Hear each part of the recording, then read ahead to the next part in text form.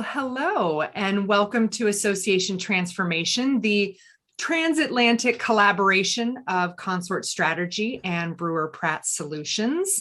Andrew Chamberlain, hello, welcome. Wake up. Come on. Hi, Elise. How you doing? You forgot to introduce us as award-winning. You know that. Oh, I'm sorry. You're right. Roll that back. Award-winning international podcast. Thank you. You're right. That's us. You're right. Yeah, indeed. Yeah. How you doing today? I forgot. I'm well. Elisa Pratt, Brewer Pratt Solutions, Andrew Chamberlain. We're all here. We're excited. I feel like we're kind of back in the groove. Don't you? Did we ever Did fall you like out my in the dance? groove? That was. I'm so glad there's no video. All right, I didn't groove that just there, but I feel like we're in a good place. I'm excited about today's topic. I'm excited about our guests today as we continue to push the envelope around association and nonprofit topics. It's not just about hybrid work. It's not just about your future member. It's not just about all the normal stuff that we see on the listservs and in the newsletters over and over and over again. I want to talk about different stuff and new stuff and innovative stuff, right? You just bigging this up now to a point where I think all our guests are just going to feel totally overwhelmed with expectation. But go for it. Well, we were both, I think, our curiosities were piqued when we received a recent marketing report. The state of nonprofit marketing was circulated by Salesforce, obviously a global company that works with for-profits, nonprofits, probably everyone under the sun. And I saw this, and it was a dense report. But the fact that it said state of nonprofit marketing, I had great hope. I dove in and we immediately reached out to some of our marketing experts in our circles to help us figure some of this out. Because to be honest, I don't really think of Salesforce as having their finger on the pulse of nonprofits. So today we have with us two of our most favorite marketing experts, and I'm excited to introduce Stefan Bradham, the Vice President of Marketing and Communications at the National Minority Supplier Development Council, a longtime friend of mine. Stefan, thanks for joining us today. Thank you. And we have Lorraine Cox, the Senior Relationship Manager at the Equity Release Council, also a member of the Chartered Institute of Marketing. Thanks for joining us, Lorraine. Hello. I want to put my best dress on if I hadn't have known it was a recording rather than a video. It's all right. Andrew refuses video because he doesn't want to have to buy any new clothes. Well, it's a podcast. It's a podcast. Oh, I have a shift. It's a podcast. But you know what? I am recording this on video as well. So that's all right then. That's okay, Andrew. I'll put one of my best dresses on. No, we are traditionalists. This is our transatlantic conversation. And we like people to come in and focus. But if it's an excuse to shower and get dressed, hey, so be it. So be it. We're proud of that. She didn't go that far. Lorraine didn't go that far. She just said new dress, right? Oh goodness. We did go ahead and share with both of you that Salesforce report. And I guess I was somewhat underwhelmed by it, but it gives us an excuse to chat about marketing. And maybe the biggest takeaway is that everything's faster and more aggressive, and that marketers have a bigger challenge in front of them than ever before. Lorraine, what were your initial thoughts on the report? Yeah, thanks, Lisa. My initial thoughts were going back to the basics of marketing. It's all really still about knowing your customer and understanding your customer and segmentation and making sure you connect in the right way with your customer, whether that be email or whether that be face-to-face. And the other thing that came out loud and clear was that things have changed over the last couple of years and we are seeing more virtual. I was very pleased to see that people still value face-to-face because I think face-to-face is extremely important. I think there is a time and a place for virtual, but I'm a great believer still in face-to-face.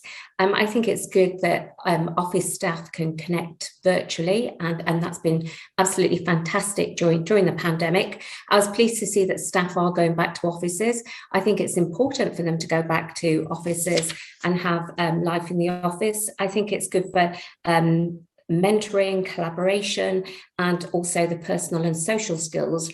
And I think it's good that we learn from each other. And it's very important, you'll take your marketing qualification, but that ongoing continuing professional development and learning from others is really, really key to me. So yeah, I really enjoyed reading the report. Wasn't surprised by any of the figures, any of the stats that came out. But yeah, for me, it was very much around know your customers, make sure that when you are communicating with them, it's apt, it's right for your audience. Because word of mouth marketing is important going forward as well, as it always has been. Well, and you mentioned the investment and continued education of your marketing staff. And I think, maybe association professionals in general, I know Stefan and I are both certified association executives, but down the chain, whether it's your marketing team or your business development team, or even your education and training team, there aren't a lot of dedicated professional development channels for them. And maybe marketing is that one exception. So I appreciate your plug for continuing to helping your marketing team be the experts you need them to be. I can imagine them being more burned out, maybe more than ever before. Stefan, how many people are on your marketing team? Are you a team of one? So I just started this job 3 months ago as a team of one. Hired 2 people, and within the first 24 hours, one of them bowed out. Oh. So I only have one coordinator right now. Communications manager should be coming on board next week. And then we still have 2 headcounts that we can hire, but I wanted to kind of assess what the needs are after getting comms person and a coordinator in. That's great. Well, and according to this report, it said 49% of respondents said that digital engagement strategy has completely changed in the last 2 years. So I'm assuming you're writing these job descriptions from scratch, based on today's needs. This is not something carried from the past. And this was at my last job as well. The marketing coordinator, marketing communications coordinator that we had, we turned it into a digital marketing communications coordinator, because 95% of what we were doing was digital. And that was even before the pandemic. There might have been a postcard here and there, but most of it was all digital in terms of those channels that we were reaching out through. Yeah. Can I ask a question, Stefan? I hear what you're saying in terms of most of it is digital. And in terms of perhaps a written communication to a customer, how would you manage that? And what type of customer would you be aiming a written comment? Well, to me, I would still consider that digital, because it's going out through an email, or it's going out through ad text, on the website, things like that. So was that the question, or? No, do you ever actually physically send a post? So perhaps a mailing? Very rarely. One, it was hard to measure the ROI on those types of things. But for example, when we would exhibit at a conference, we would do a postcard ahead of time, trying to drive traffic to the booth. So we would kind of be able to tell if that was effective, determined by the number of people that came out. Otherwise, we did a mailing when we launched a rebrand. But that was it at my last job. There was just a couple times a year, other than our publications that were in print that went out that had communications within it. But we weren't doing dedicated campaigns via print. Yeah. And were you mailing all age groups? Were you mailing, say, from, 18 through to, I don't know, 100? What was it, all age groups you were sending emails to? It was. With a lot of associations in America, it skews older. And so trying to get the new blood in has always been a struggle. But most of it was on the older, skewed older. Yeah. Well, and I think that the report also mentioned that email is the most preferred channel, but at the same time, people understand its limitations as it relates to personalization. And, there's some great targeting and segmenting there, but it's not the most, you're not going to get to people necessarily in real time. No, but you can with some of the tools today. And I actually found one of the stats in the report: marketers who say the following factors impact their strategy, 58% said customers and constituents. Why is that only 58%? That's weird. Yeah. What else could be more of an impact? Exactly. And that goes to with what you were just saying with the personalization, is you have to give control and power and listen to the consumer. I actually just finished a book called Marketing Rebellion by Mark Schaefer. And basically it talks about the 3 different rebellions. The first one was the end of lies. And so companies have to be honest. And that was, back in the day, the snake oil that could cure anything. Well, that was found out not to be true, and then companies had to be honest. The second wave was around secrets, and the companies now have to be transparent. And so that they give an example about McDonald's and what was actually in their food, and McDonald's, going openly and transparently saying, ask us any questions you want publicly, and putting it on a forum, things like that. But the third wave, or the third rebellion, is about the loss of control, and that companies must be okay with putting the control in the hands of the end user. And there's a McKinsey study that says 71% of consumers expect companies to deliver personalized interactions, and 3/4 will dip out if they don't get that. And then also 2/3 of marketing is being done by the consumer. And so we only control about 1/3 of it left, but it is that word of mouth, that peer-to-peer. And how do you influence that? How do you try to steer that? And I think that's the next wave in terms of marketing. It is about personalization. It is about putting the consumer first. And that's why when I saw that stat of 58%, that's wrong. Like we need, that should be closer to 100. And how do you encourage, how do you encourage people to open those emails? Well, and so this is what we're actually struggling with at this job and my previous job as well, is in both situations, we had an like all in or all out. We had one subscription.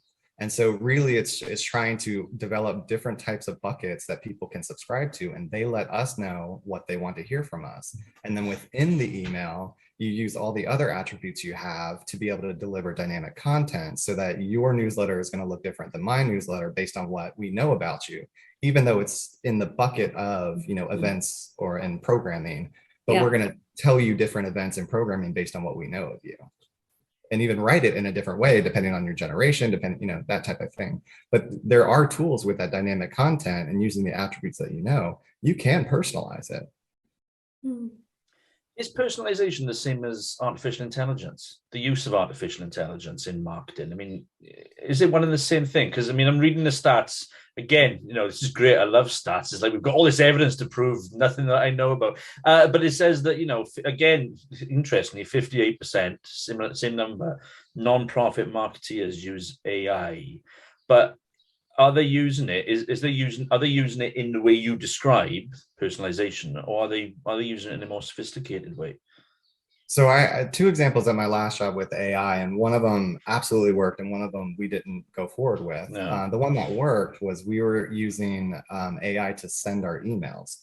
And so it would actually look at the best time to send an email to an individual, and that's when it would send it out. So you would set a window of 24 hours, 48 hours, and then the system would choose when is that person most likely to engage with that email, and that's when they would send it.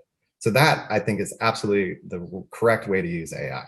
On the other hand, we were one of the newsletter companies brought to us, and it's great because every time you click through a newsletter, the next newsletter is more tailored, and you just get this content that is just for you.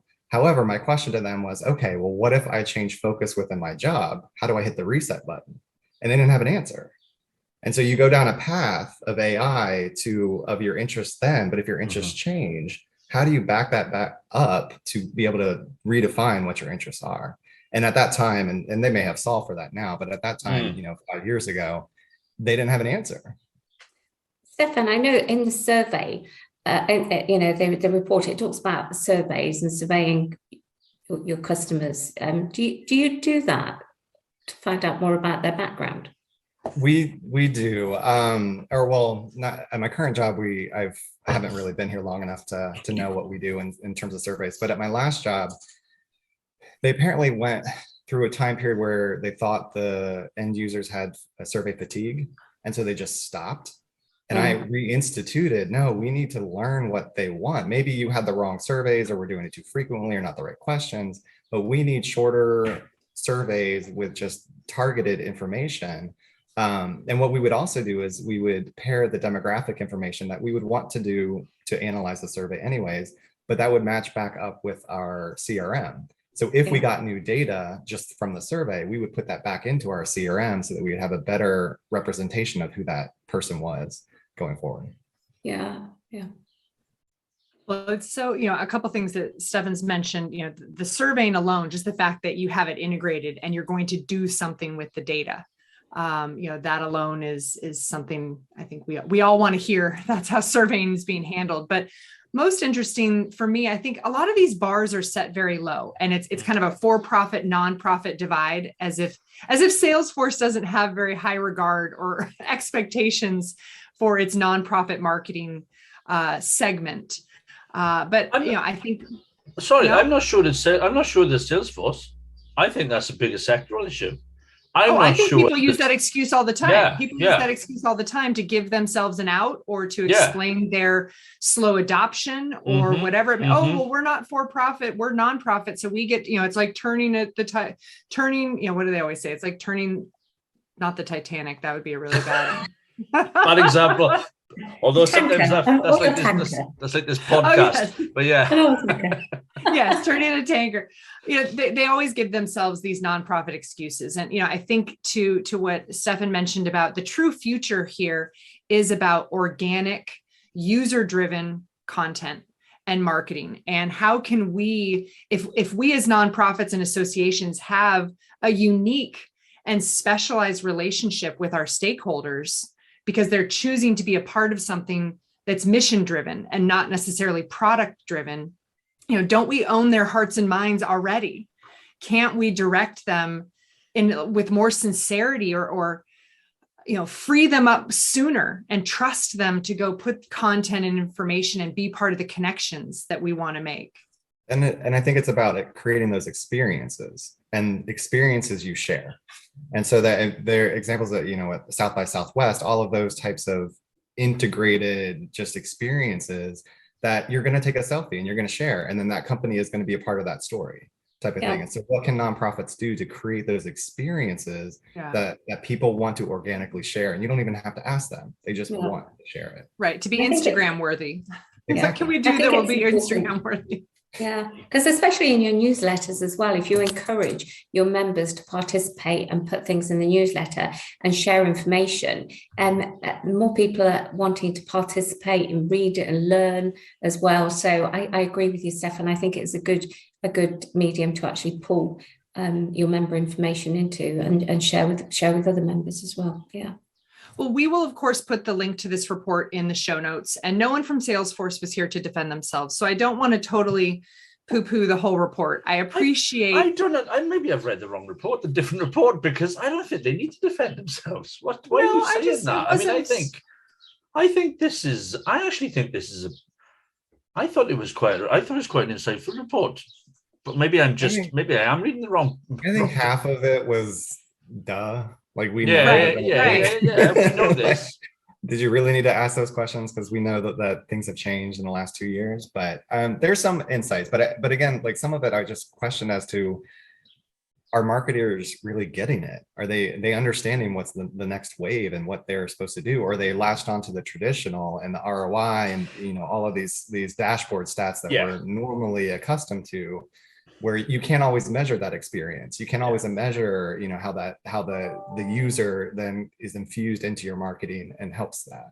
Yeah, I think that's where this absolutely. I think I see where this report isn't pointing us to that. It's not asking those questions. It's quite perfunctory in terms of this is what's happening, this is how it's happening. But actually, the whole cultural piece around how we're engaging in a more creative way is I see that's missing. And also, I'm just trying to avoid litigation from Salesforce, because they're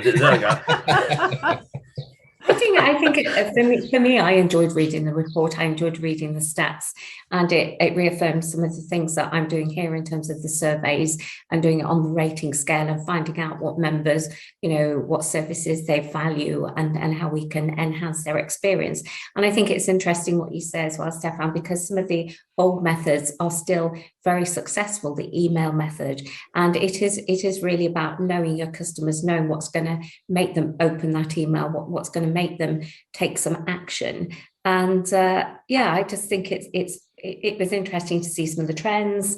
I think some of the obvious points, which we all know, is how the world has changed and people are more confident now with technology. Everybody's an expert on Zoom and Teams, and we are more confident with our technology and how we use technology. But it's interesting for me that people still value speaking to people. I think face-to-face is still has a very big place in the sales and marketing of businesses. Andrew, you look like you're going to say something. Well, it's just interesting because actually, I feel a wee bit when we're talking the kind of we're talking technology, like we were all working by candlelight in the year 2020.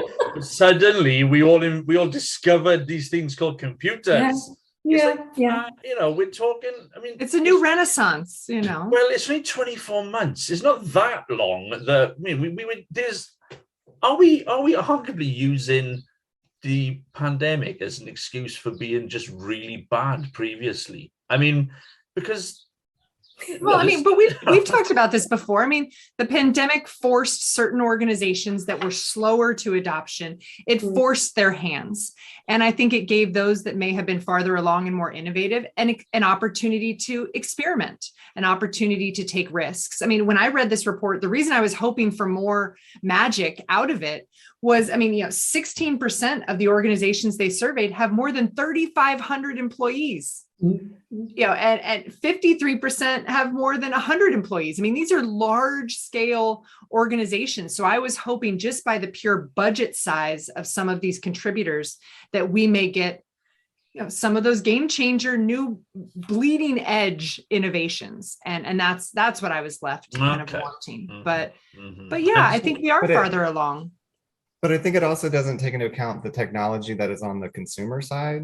That we our metrics don't always work anymore because of the Apple update, because of ad blockers, because of all of those things, that the consumers are now in control of some of that technology. And so some of those traditional things don't work. And traditionally marketers, well, yeah, we're still going to display ads because we still see clicks, we still see, but how many other people are we bothering with those types of tactics? And if there was a shift, and if you put the consumer first, then would you display any ads on in terms of the website or following you around? And believe me, I still use them. I absolutely do, because you do see traffic.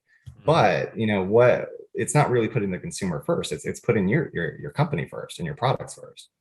Well, and maybe that leads to one of the other large elements of this report and an important discussion, and that's around data and metrics. Are we measuring the right things? Is it about likes and clicks and traffic, or is it about retention and renewals and registrations? What are we really measuring? And are marketers focused on those data points that they can control and that they can invest in, or are we really measuring them all the way back to the interaction with the organization and the results? And to what end? I mean, there's so much data, and every year there's going to be even more. I mean, it's just exponential. And so how can you sift through that, or should you even sift through that? Or do you need to find those key data points that you just follow, period? And the rest of it doesn't really even matter. Because and especially with nonprofits with small marketing departments, there's usually never enough data because it's not clean enough. It's not, in the right system. They don't talk to each other. But then how much data is too much? Yeah. I think it's making the most of the data you've got as well, though, isn't it? Because you can have data for data's sake. So it's really finding out what data you really want to use and how you use it to good effect. And I wasn't surprised when the report said, customer retention rates came out at 76, acquisition costs came out at 85, customer referrals 76. Though to me, they were lots of the obvious data that you would measure. So yeah. But I like the point that, data for data's sake, because I always say the same thing about content. I don't want content just for content's sake. Like, there needs to be a purpose. There needs to be a reason why we're generating content, because otherwise it's just like data. There is way too much content out there. And so it's creating noise. And how do you get through that noise? You have to have the right content that you're going to be pushing. And that goes back to what I made a couple of little notes beforehand in my prep. I think Andrew will be well impressed here. And that goes back to what I was saying here about knowing your customer, being a trusted source, because everybody has those time pressures, don't they? And I mean, when I look at my personal emails, there are certain emails I'll think, oh, do I want that? And you'll sift through them, very, very quickly. So I think it's, I agree with you in terms of like time pressures, and you just don't want to give people information for information's sake. Right. Yeah. Well, I think it reminds us as marketers, as communication experts, when we're working with our internal stakeholders, we do have to really focus their attention on the right metrics and on the point of this. Their attention spans are exhausted, and as we're telling this story and as we're making our internal recommendations and driving departments and engaging the membership, we have to be focused and disciplined, because there are more ideas and more tools and more technology. There's going to be more shiny objects that distract us as marketers, and also around that senior staff table as we give guidance and recommendations, up the chain. Mm-hmm. Yeah, I think another important word for me in this is trust as well, because you want to have the trust of your customers. They want to open your communication because they trust what you're going to say. So to me, that's a really important, word trust with the communications. Absolutely. I mean, it has to be authentic. And I mean, that's been one of my, I guess, benefits or cons. I'm not sure. Like, I've always written marketing copy like I'm having a conversation. And so sometimes people don't really like that because it's not professional enough, or it's not salesy enough, or what have you. But to me, if I'm going to engage with you in person, we're going to have a conversation about something, and you're going to trust because I'm authentic, I'm who I am, things like that. And if that's not coming through your marketing copy and it comes off as a sales pitch or something like that, people are so tired of that. They don't want to be sold to. They don't want to see ads over and over again. So, and they always say, because people buy from people, don't they, Stefan? Exactly. Yeah. Well, I'm glad this report gave us kind of an excuse to come together. And, Lorraine, one of your first comments about, knowing your customer, and that's not a new principle. That's not a new concept. But knowing your customer and trusting that end user and the opportunities that may exist in organic marketing. But so many great takeaways today. Andrew, do you have any questions? I know you've been diligently taking notes, right? It's interesting because as always, when we record a pod and we have guests on, I always have a load more questions than I started the pod with. And actually, I think if you guys are up for it, I'd quite like to kind of come back in the future pod and have more conversation. And particularly what's striking me all the time in this conversation is, we've been talking, 25, 30 minutes, whatever. Stefan, you're always talking about engaging. And I think that's a really important differentiation that we're not always making or understanding as senior leaders in our organizations. We're not always recognizing that the value of the Marcoms team in engaging with the membership. And actually, too often it can be seen as an add-on or as a necessary evil or somewhere in between. But actually, I think is something about the whole how we understand and value the marketing as an integral part of the system, of delivering the value proposition. I don't think it's fully understood, and I'd like to, if you guys are up for it, come back in a future recording and explore that a wee bit more, because that's really resonating with me when you've been talking this afternoon. That was all I had to finish off with. And the funny thing is every time I get hired into an organization that has not really had a marketing department and it's building it from scratch. Mm-hmm. And at some point, I keep hoping that there's going to be nonprofits that get it, and I'll be out of a job. Like, I won't have to come in something from scratch, that they will have robust marketing departments, because it is the lifeblood of an organization. Yeah. You can go around, Stefan, you can then go around reviewing all those departments. Exactly. then I can move into the consulting phase. Right. You evaluate, you certify them, and then you create the master's program. It'll be great. You write have the books. accreditation. Yeah. And then Salesforce can work with Stefan, and we'll have a new nonprofit report. This will be great. Just don't sue us. Just don't sue us. We love you, Salesforce. Yay, Salesforce. But thank you, everyone. I would encourage anyone listening who has thoughts as it relates to the report after you get a chance to read it, or as they relate to kind of the current future of marketing in the nonprofit space. Feel free to reach out. You can connect with us on Twitter, or you can email us hello@yourconsort.com. We'd love to hear your thoughts or welcome you as a guest as well on this topic or any other. You can find Association Transformation wherever you get your podcasts. Make us one of your favorites. And until next time, Lorraine, Stefan, thank you so much for joining us. We do hope you'll be back. This is, I think, an important conversation. We probably need to have a couple times a year just to stay up on it all. But until next time, we say put your members and your mission first.